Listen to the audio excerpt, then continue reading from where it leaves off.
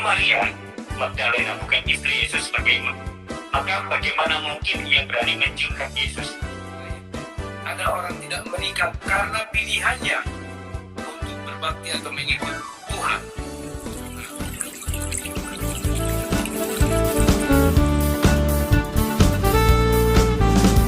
Sungai sukacitamu mengalir dalamku.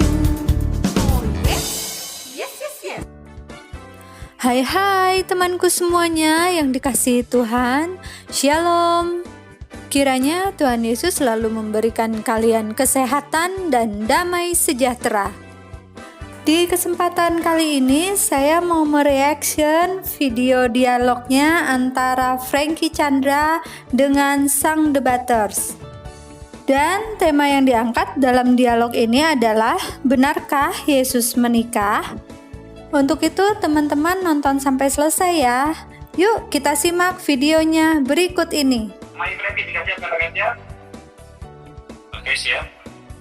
Iya, penonton Instagram malam, mari kita saksikan pembukaan dialog malam hari ini atau opening statement yang dimulai oleh Ain Frankie selama 7 menit. Timer berjalan, opening statement meluncur. Bismillahirrahmanirrahim. Assalamualaikum warahmatullahi wabarakatuh. Sebelum saya memaparkan sesuatu pada sesi opening ini, saya ingin menyampaikan permohonan maaf apabila pada diskusi kali ini ada pihak yang merasa tersinggung atas perkataan saya atau ada hal-hal yang kurang berkenan dari apa yang saya sampaikan. Saya berharap pada diskusi kali ini kita dapat mengkaji hal-hal berkenaan dengan tema secara ilmiah dan akademik sehingga dapat menambah wawasan kita. Baik, berkaitan dengan tema dialog pada malam hari ini yaitu apakah atau benarkah Yesus menikah, maka akan saya mulai dengan mengutip ayat di Bible yaitu pada kitab Kejadian pasal 1 ayat 28. Allah memberkati mereka lalu Allah berfirman kepada mereka, beranak cuculah dan bertambah banyak, penuhilah bumi dan taklukkanlah itu. Berkuasalah atas ikan-ikan di laut dan burung-burung udara dan atas segala binatang yang merayap di bumi. Di dalam ayat ini perikopnya adalah Allah menciptakan langit dan bumi beserta isinya. Oke? Kita lanjut. Jika kita mencermati ayat itu, akan tampak kalimat perintah, yaitu beranak cuculah. Manusia yang taat kepada Allah akan berusaha untuk mentaati perintah itu. Dan saya yakin Yesus termasuk manusia yang patuh pada perintah Allah. Terus maksud Anda Yesus dipaksakan harusnya menikah gitu dengan adanya ayat itu? Ya nggak gitu juga pengertiannya kali. Wah, gagal paham. Oke lah, lanjut dulu. Bagaimana kita ketahui bahwa berdasarkan ayat-ayat di Bible, jelas Yesus itu adalah manusia sebagaimana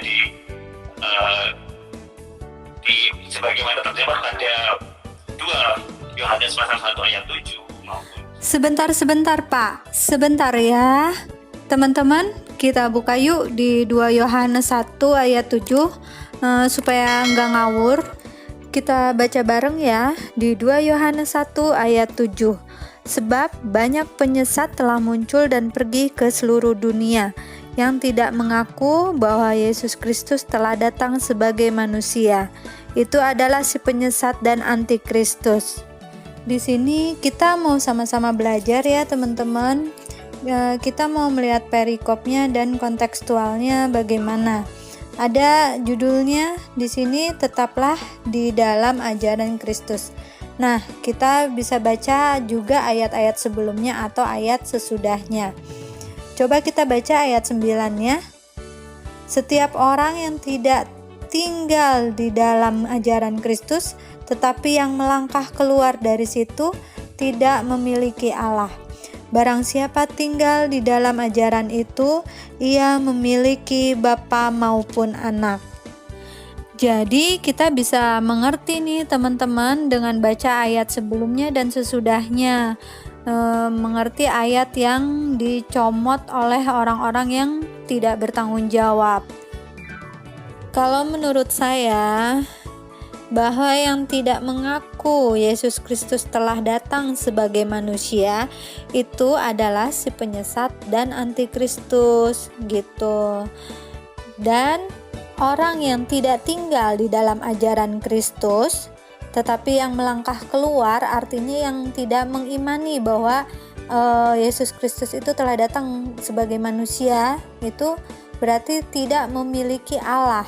Lalu, barang siapa tinggal di dalam ajaran itu, ia memiliki bapa maupun anak.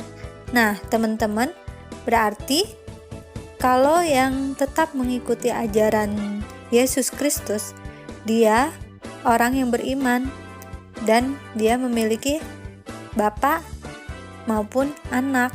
Siapa bapa? Tuhan Allah. Siapa anak? Yesus, ya kan? Perhatikan di tulisannya ya teman-teman, di hurufnya Bapa, B-nya huruf besar berarti itu mengacu kepada Tuhan. Anak juga A-nya huruf besar berarti itu mengacu kepada Tuhan. Jadi itu sama, Bapa dan anak itu derajatnya sama ya teman-teman. Di ayat ini tidak ada kaitannya dengan Yesus menikah ya. Jadi dalilnya pertama patah. Kita next videonya. Maupun 1 Timotius pasal 2 ayat 5. Ya. Oke, kita buka dalil berikutnya dari Bapak ini ya. Dari 1 Timotius 2 ayat 5. Karena Allah itu Esa, dan Esa pula dia yang menjadi pengantara antara Allah dan manusia, yaitu manusia Kristus Yesus. Kita baca ayat selanjutnya, ayat 6, yang telah menyerahkan dirinya sebagai tebusan bagi semua manusia, itu kesaksian pada waktu yang ditentukan. Maksudnya adalah karena Allah itu Esa, jadi dia menjadikan satu daging atau manusia yang disebut Kristus Yesus menjadi pengantara antara Allah dan manusia, sehingga kalau manusia melihat Allah, manusia itu tidak akan mati. Dan Allah yang Esa itu yang menjadi manusia Kristus Yesus telah menyerahkan dirinya sebagai tebusan bagi semua manusia. Kenapa disebut manusia Kristus Yesus? Ya karena perwujudannya atau ciri-cirinya Kristus Yesus itu ya manusia teman-teman. Dia punya 2 kaki, 2 tangan, 2 mata, 2 telinga dan sebagainya, yang menunjukkan itu ciri-ciri manusia, bukan ciri-ciri hewan atau tumbuhan. Sehingga kalau kita manusia awam yang melihatnya dapat menyimpulkan oh itu dia manusia gitu. Jadi nggak ada yang salah di ayat ini dan tidak ada kaitannya dengan Yesus menikah. Patah lagi dalilnya ya Pak. Next video. Sehingga jika dikaitkan dengan kitab Kejadian pasal 1 ayat 28 tentang perintah agar beranak cucu, maka saya yakin Yesus sangat mengerti akan hal itu. Dengan cara apakah? Maka dengan cara yang dilegalkan oleh Allah, yaitu menikah. Apalagi Yesus sebagai figur teladan karena beliau adalah guru atau rabi, nabi, rasul dan juga imam besar. Di ayat lain pada Kejadian pasal 2 ayat 18, Tuhan Allah berfirman, tidak baik kalau manusia itu seorang diri saja. Aku akan menjadikan penolong baginya yang sepadan dengan dia. Ini berkaitan dengan penciptaan. Terus hubungannya apa Bapak? Kemudian pada Pengkhotbah pasal 4 ayat 9, berdua lebih baik daripada seorang diri, karena mereka menerima upah yang baik dalam jerih payah mereka. Yakin Pak, itu dalilnya. Baiklah, teman-teman, kita buka yuk Pengkhotbah 4 ayat 9. Di situ di ayat yang mulai dari ayat yang ke-7 perikopnya ditulis kesia-siaan dalam hidup. Kita baca dari ayat 7. Aku melihat lagi kesia-siaan di bawah matahari. Ada seorang sendirian, ia tidak mempunyai anak laki-laki atau saudara laki-laki, dan tidak henti-hentinya ia berlelah-lelah. Matanya pun tidak puas dengan kekayaan. Untuk siapa aku berlelah-lelah dan menolak kesenangan? Ini pun kesia-siaan dan hal yang menyusahkan. Ayat 9. berdua lebih baik daripada seorang diri, karena mereka menerima upah yang baik dalam jerih payah mereka. Ayat 10, karena kalau mereka jatuh, yang seorang mengangkat temannya. Tetapi, wahai orang yang jatuh, yang tidak mempunyai orang lain untuk mengangkatnya. Ya, ini adalah kesia-siaan dalam hidup, yaitu ada seorang yang sendirian, yang sebatang kara, tidak mempunyai anak laki-laki atau saudara laki-laki, tetapi ia pekerja keras. Dia tidak mengenal lelah untuk mencari kekayaan karena dia tidak pernah merasa puas dengan kekayaan, dan dia adalah orang yang ya bisa dikatakan dia berusaha untuk hidup soleh, alim gitu. Tetapi dikatakan di sini itu adalah hal yang sia-sia dalam hidup, karena seandainya dia mengalami jatuh, maksudnya bisa jadi sakit atau dapat musibah gitu, tidak ada seorang yang menolong atau mengangkat temannya itu, mengangkat dia gitu, yang menolong dia gitu. Makanya dibilang berdua lebih baik daripada seorang diri, karena mereka menerima upah yang baik dalam jerih payah mereka. Jadi ayat ini juga tidak ada yang salah, tapi juga tidak ada kaitannya dengan Yesus menikah. Aduh, si bapak ini patah lagi ya Pak dalilnya. Nah, ini semakin mempertegas agar manusia, termasuk Yesus, sebaiknya tidak hidup sendiri. Saya pun percaya Yesus menunjukkan teladan agar tidak hidup sendirian. Bapak lupa ya, Yesus itu kan Tuhan Pak. Dia gak akan pernah merasa sendirian Pak. Ditambah lagi, berdasarkan Ibrani pasal 3 ayat 1. Sebab itu, hai saudara-saudara kudus yang mendapat bagian dalam panggilan surgawi, adalah kepada Rasul dan Imam besar yang kita akui, yaitu Yesus. Berdasarkan ayat itu, Yesus itu Rasul dan Imam besar. Jika dikaitkan dengan kitab Imamat, pasal 21 ayat 13-15, ya, maka akan ada pertanyaan, apakah kewajiban imam terbesar? Ya, pada Imamat pasal 21 ayat 13-15 berbunyi, ia harus mengambil seorang perempuan yang masih perawan, seorang janda atau perempuan yang telah diceraikan atau yang dirusak kesuciannya atau perempuan sundal. Janganlah diambil, melainkan harus seorang perawan dari antara orang-orang sebangsanya, supaya jangan ia melanggar kekudusan keturunannya di antara orang-orang sebangsanya, sebab akulah Tuhan yang mengkuduskan dia. Berdasarkan ayat-ayat itu, maka ia harus mengambil seorang perempuan perawan agar tidak melanggar kekudusan keturunannya. Bagaimana agar mendapatkan keturunan? Tentu dengan cara yang dilegalkan oleh Allah, yaitu dengan cara menikah.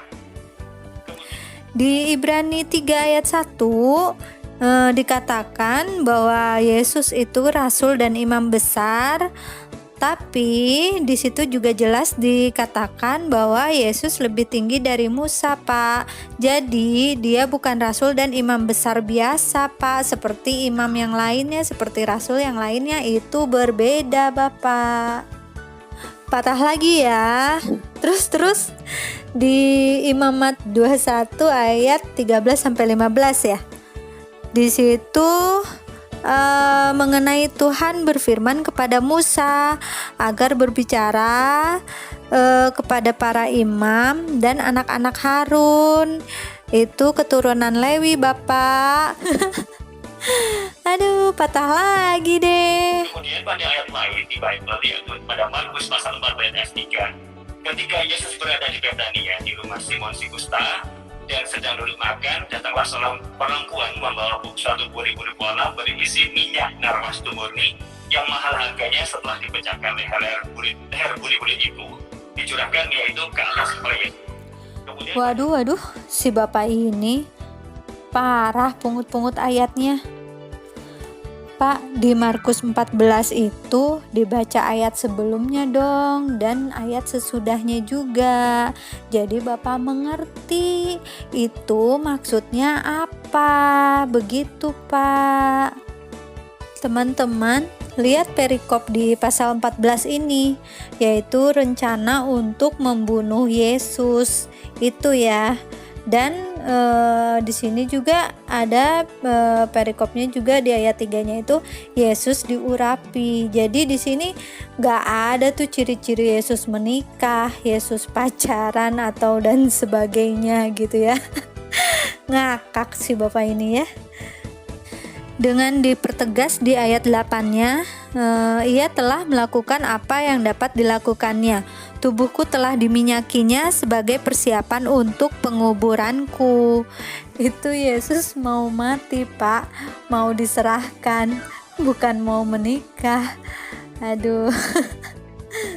Kemudian pada Lukas pasal 7 ayat 37-38, di kota itu ada seorang perempuan yang terkenal sebagai seorang berdosa karena ketika perempuan itu mendengar bahwa Yesus sedang makan di rumah orang Farisi itu, datanglah ia membawa sebuah buli-buli bola berisi minyak wangi. Sambil menangis ia pergi sendiri, berdiri di belakang Yesus dengan kakinya, lalu membasahi kakinya dengan air matanya dan meminyakkannya dengan rambutnya. Kemudian ia mencium kakinya dan meminyakinya dengan minyak wangi itu.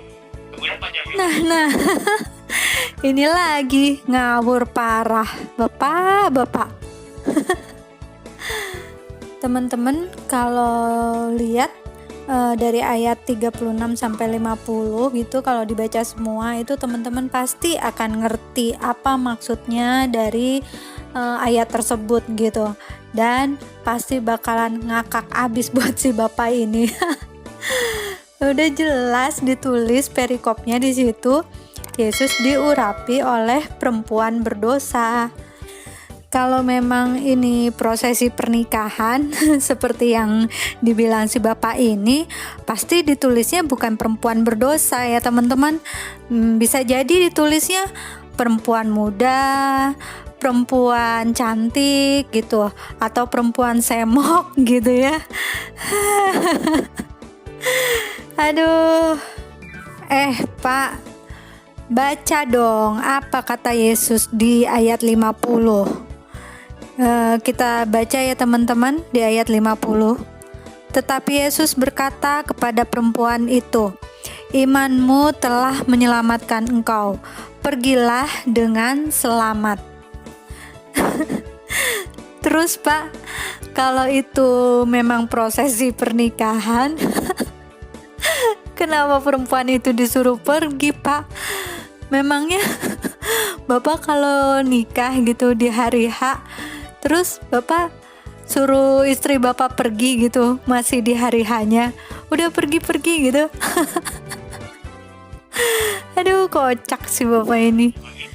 Kemudian pada Yohanes pasal 12 ayat 3, maka Maria mengambil setengah kati minyak naras lumut yang mahal harganya, lalu meminyaki kaki Yesus dan menyekanya dengan rambutnya, dan bau minyak semerbak di seluruh rumah itu.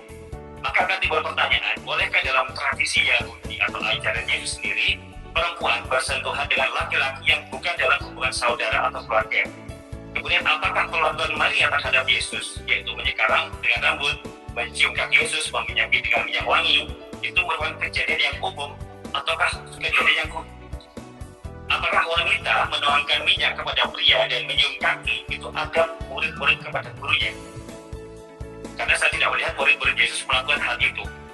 Kemudian jika Maria Magdalena bukan istri Yesus, maka bagaimana mungkin ia berani mencium kaki Yesus? Ya. Oh my god Bapak, masih ada lagi dalilnya. Ini ya, Bapak ini kalau jadi pemungut ini rajin banget ini. Wah, hasilnya banyak teman-teman. Banyak itu yang dipulung dari tadi. Pak, di mana-mana itu tanda bukti kasih sayang kepada pasangan itu minimal cium jidat Pak, atau cium pipi. Bukan cium kaki. Emang Bapak suka cium kaki istrinya ya?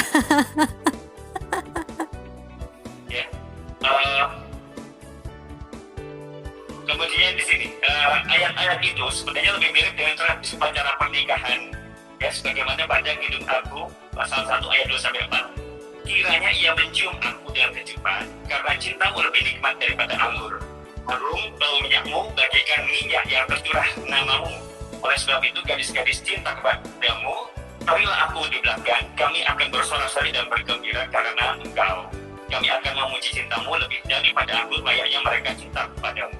Nah, apakah adegan itu yang pada ayat-ayat yang saya sebut tadi layak dilakukan oleh seorang murid terhadap guru? Ataukah adegan itu lebih layak dilakukan oleh sepasang kekasih?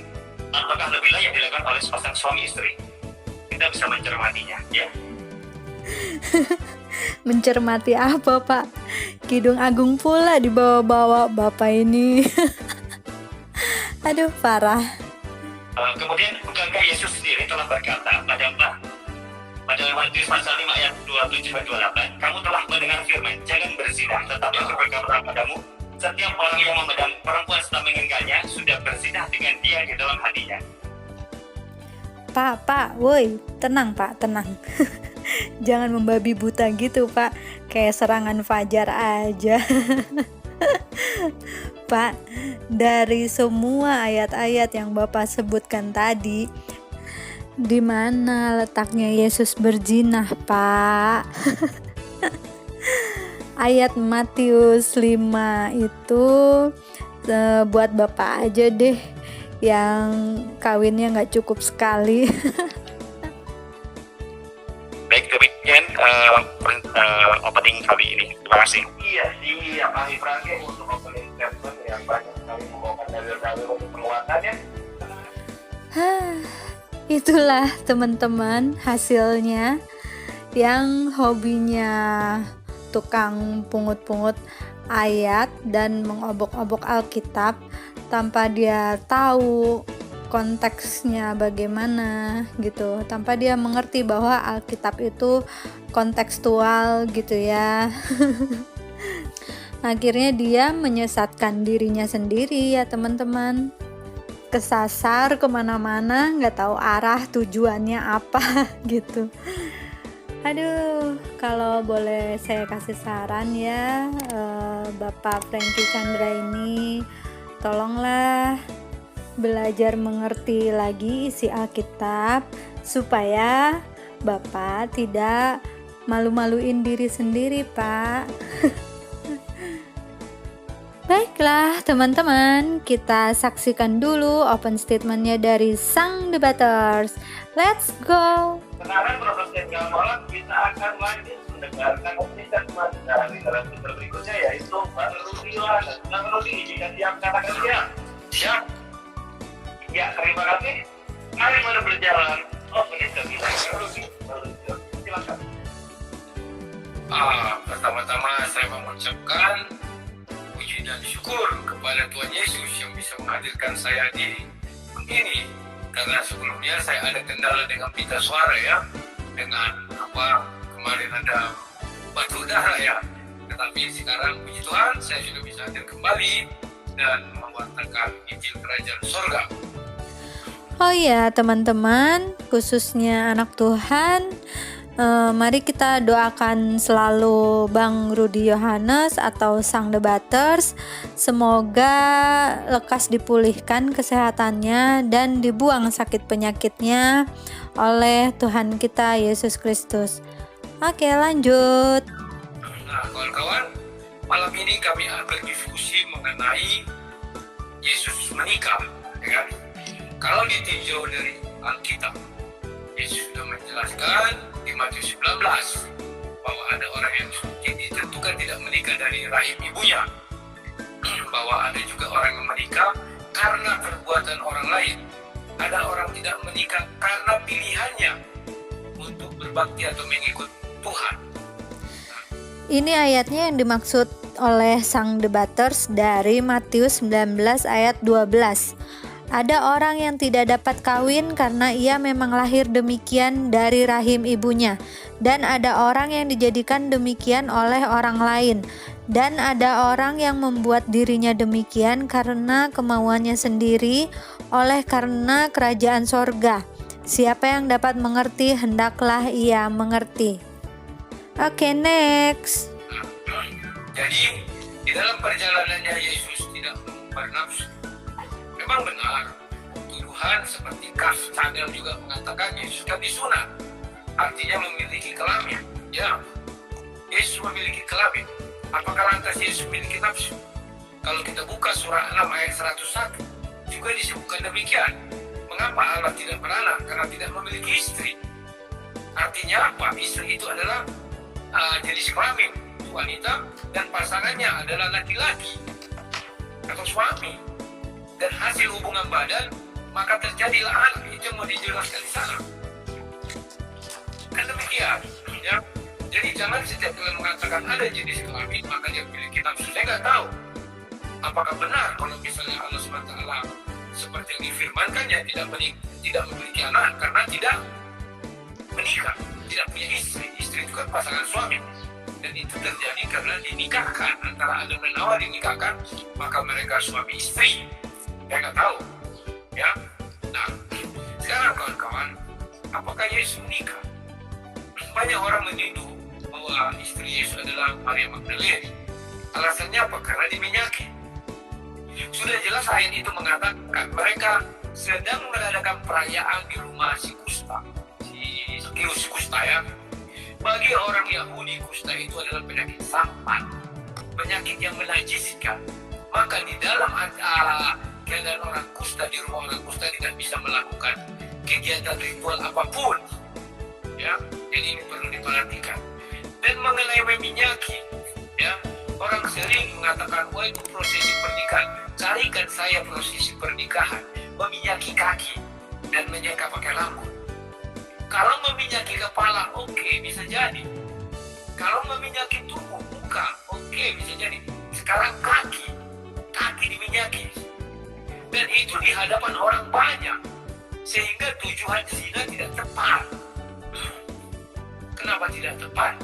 Karena dilakukan di hadapan orang banyak. Dan Yesus tidak pernah mengingini si Maria Magdalena. Sehingga terkena hukum zina. Memandang dan mengingini. Yesus tidak pernah mengingini siapapun. Sebab dia adalah Tuhan. Di dalam dirinya adalah roh. Dan DNA-nya tidak ada DNA manusia sedikit pun. Kenapa bisa demikian? Karena Yesus tidak dibuahi. Sel telur Maria tidak ada yang membuahi. Andai kata sel telur Maria dibuahi, betul. Maka dia kena firman Tuhan Kejadian 3. Di mana dia melahirkan susah payah. Dan dia birahi. Maka anak turunannya memiliki birahi. Yesus tidak ada sedikit pun DNA manusia. Bahkan DNA Maria pun tidak ada. Bible menjelaskan bahwa firman yang menjadi manusia, artinya firman setelah jadi manusia, itulah hidup di rahim Maria. Sumber kehidupannya dari Roh Kudus. Jadi tidak ada di situ hubungan biologis apapun. Sehingga daging menghasilkan daging. Daging yang dimiliki Yesus bukan karena ada daging, bertemu daging maka hasil daging bukan. Jadi kalau dibilang Yesus punya nafsu, itu tidak benar, tidak ada. Nah, kawan-kawan, kalau kita merujuk kepada Al-Quran, bagaimana? Allah mengatakan semua manusia harus berpasangan menikah. Apa benar demikian? Ketidak. Maryam tidak memiliki suami bisa punya anak. Mengapa surah 6 ayat 101? Allah mengatakan dia tidak punya anak karena tidak punya istri. Maryam tidak punya suami bisa punya anak. Siapa lebih dahsyat? Kalau kita pikirkan, artinya Nabi Isa pun bisa punya anak tanpa punya istri kalau dia mau. Siapa bisa menandingi Maryam soal anak beranak? Gak ada. Tak ada yang bisa menandingi Maryam. Bahkan surah 6 ayat 1 tak bisa. Itu harus kita pelajari. Nah, ini dia teman-teman. Sang debaters sudah mematahkan dalilnya si bapak tadi yang dipakai dari Kejadian 1 ayat 28, beranak cucu lah. Kan katanya si bapak ini bahwa semua manusia harus menikah termasuk Yesus supaya bisa beranak cucu. Padahal ya Maryam kan nggak menikah juga bisa punya anak. Patah deh. apakah Nabi Isa menikah? Di dalam surat 13 ayat 38 tidak dikatakan semua Nabi, tapi beberapa. Apakah Nabi Isa termasuk dalamnya? Halo walam. Kan begitu. Ada yang coba-coba membuktikan. Dengan apa dia membuktikan? Dia mengambil doanya neneknya Nabi Isa. Itu kan doa. Ya. Dan itu juga membuka indikasi, membuka ruang bahwa Maryam memiliki anak selain daripada Isa. Loh kok bisa? Karena Allah sudah mengatakan harus hidup berpasangan, menikah. Maka Maryam kemungkinan menikah sangat besar. Lantas Isa apa kemungkinan menikah sangat besar? Tidak, karena keburu diangkat. Masih umur 33 tahun. Sudah diangkat Allah SWT ke langit kedua bersama dengan Yahya. Ya. Dan di dalam Ali Imran 55, Maryam 33. Saat aku lahir, sudah. Saat aku dewasa, saat aku mati dan dibangkitkan, tidak ada yang katakan saat aku menikah. Tak ada. Ada di sini. Ya. Jadi itulah yang mau saya sampaikan, bahwa surah 6101 ternyata Maryam bisa menyaingi surah itu. Oke, sekian dan terima kasih. Itulah tadi open statement dari masing-masing narasumber, dan diskusi selanjutnya saya tidak akan tampilkan di sini ya teman-teman. Silahkan kunjungi channel Sang Debaters untuk teman-teman yang ingin menyaksikan secara full videonya. Karena menurut saya si Bapak Franky Chandra ini hanya ngeblunder dan hanya seperti kutu loncat yang comot sana comot sini, loncat sana loncat sini, tanpa tujuan yang jelas, tanpa dalil yang benar gitu. Jadi saya cukupkan sampai di sini teman-teman. Tapi sebelum saya mengakhiri video ini, saya akan menampilkan closing statementnya dari Sang Debaters yang menurut saya ini perlu untuk teman-teman ketahui untuk menambah ilmu kalian agar kita semakin mengerti isi Alkitab. Jangan seperti si bapak ini ya, semua argumennya, semua dalilnya rapuh dan mudah dipatahkan. Oke, ini dia videonya. Dari semua pemaparan dari Franky, tidak satu pun yang tembus membuktikan Yesus menikah. Sekarang saya buka sebuah rahasia, tetapi ini memang harus orang-orang yang penuh Roh Kudus yang bisa mengerti. Ketika Adam diciptakan, maka dia serupa dan segambar dengan Allah. Maka dikatakan di sana Adam diciptakan tunggal, karena Bapa juga tunggal. Maka Adam diciptakan laki-laki, karena Bapa juga memposisikan diri sebagai laki-laki, tidak beranak, tidak melahirkan. Adam tidak melahirkan. Tetapi Adam mulai kehilangan keserupaan dan segambar dengan Allah itu. Ketika mulai dia melahirkan, ketika salah satu tulang rusuknya diambil, akhirnya berkuranglah dia. Andai kata tulang rusuk itu dikembalikan lagi, ditanam lagi di sama Tuhan, dia kembali lagi serupa dan gambar dengan Tuhan. Itulah kemuliaan pertama daripada si Adam hilang. Diambil, lantas dijadikan dia istri, sehingga dia bisa menikah. Maka kemuliaannya sudah mulai hilang di situ, sebagai serupa dan segambar dengan Allah, karena dia sudah punya anak. Siapa namanya? Hawa. Demikian juga Yesus. Yesus adalah firman Allah yang menjadi manusia. Apabila Yesus menikah, maka dia juga akan seperti si Adam, kehilangan kemuliaan Tuhannya. Kehilangan kemuliaan seperti si Adam. Kenapa Yesus selalu dibandingkan dengan Adam? Karena oleh satu manusia, seluruh manusia berdosa, dan oleh satu manusia juga manusia itu diselamatkan. Tujuan kedatangan Yesus ke dunia adalah penebusan dosa, menyelamatkan umat manusia, bukan untuk beranak cucu menikah, tidak. Sekalipun Yesaya 53 ayat 10, 11, 12 mengatakan dia memiliki anak. Yesus menjawab di Yohanes 21 ayat 5, hai anak-anakku, kata dia kepada murid-muridnya. Itu adalah anak-anak rohani, bukan anak-anak jasmani.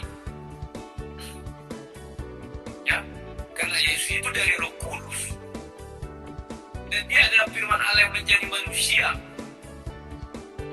Tidak satu pun yang bisa membuktikan sel telur Maria dibuahi oleh siapa. Demikian juga Maryam. Kalau Nabi Isa itu adalah manusia, siapa bapaknya? Semua manusia memiliki bapak. Al-Quran mengatakan kecuali Adam. Hawa punya bapak, si Adam. Hawa tidak punya ibu. Adam tidak punya bapak dan ibu. Tetapi bagi Kristen, siapa bapaknya? Adam, Tuhan, karena Tuhan yang menciptakan dia. Maka Nabi Isa, kalau manusia setelah itu kan Allah berfirman, dari air mani, dari darah, tulang, menjadilah manusia. Itu difirmankan. Firman Allah itu kekal, tidak bisa ditaati. Maka kalau Nabi Isa manusia, siapa bapaknya? Jelaskan. Karena Al-Quran mengatakan semua memiliki asal usul, ayah, ibu. Lantas siapa bapaknya? Al-Quran menjelaskan di surah An-Naml 101. Kenapa Tuhan tidak memiliki anak? Karena tidak punya istri. Artinya Tuhan mau mengingatkan berkali-kali, semua anak itu terlahir dari suami istri. Setelah Adam dan Hawa ya. Kalau Adam memang tidak ada bapak ibunya. Hawa tidak ada ibunya, bapaknya ada. Nabi Isa tidak ada bapaknya, tapi ibunya ada. Nabi Isa dan Hawa hanya berseberangan. Itulah sebabnya Allah mengatakan yang berakal itu memiliki suami dan istri. Maka Maryam memberikan semua itu tanpa suami dia bisa memiliki anak. Hebat Maryam. Lantas bagaimana dengan Nabi Isa? Saya nggak tahu dia manusia 100% apa enggak. Kalau manusia 100% sesuai dengan firman Allah, sel telur harus dibuahi. Karena dia bilang sel sperma, ayah-ayahnya banyak kok. Patuhilah itu. Kalau memang mau patuh, mematuhi. Lantas kembali kepada Yesus. Apakah Yesus tidak mematuhi? Kejadian 1:28. Alkitab memberi contoh. Kain dan Habil. Habil tidak bisa menikah karena dibuat si Kain, dibunuh langsung mati. Artinya Matius 19 ayat 12 benar. Kenapa ada orang tidak menikah? Karena dari sejak dari lain sudah ditentukan demikian. Karena dibuat orang lain. Itulah Kain dan Habil dibuat orang lain. Karena dia memilih untuk memuliakan kerajaan Tuhan. Itulah rasul-rasul. Rasul Petrus, Paulus. Dan sekarang pastor-pastor di Katolik. Itu pilihannya. Jadi dia sudah mengatakan dari lain sudah ditentukan tidak menikah. Apakah semua manusia harus menikah? Tidak. Zaman Nuh, banyak orang mati, banyak yang tidak menikah itu. Banyak belum kawin. Sodom dan Gomora juga banyak yang belum nikah itu. Mati semua. Ya kan? Itulah yang bisa saya katakan mengenai hal itu. Satu lagi sebagai penutup mungkin ya. Inilah. Usahakan berargumen itu ada dasarnya apa? Bapak akan kesulitan mencari siapa istri Nabi Isa dan siapa anaknya. Bahkan di Bible pun Bapak bilang meminyaki itu 6 hari sebelum kematian Yesus. Tidak mungkin itu terjadi pernikahan. Yesus sudah tahu dia akan mati masa menikah. Oke, sekian dan terima kasih. Saya pamit ya teman-teman. Terima kasih udah nonton sampai selesai. Silahkan sumbang like, subscribe, dan bunyikan loncengnya. God bless and bye-bye. Nyanyimu Tuhan, di dalam sukacitamu, sebab hanya Tuhan yang membuat sukacitaku penuh. Sebab hanya Tuhan yang membuat sukacitaku penuh.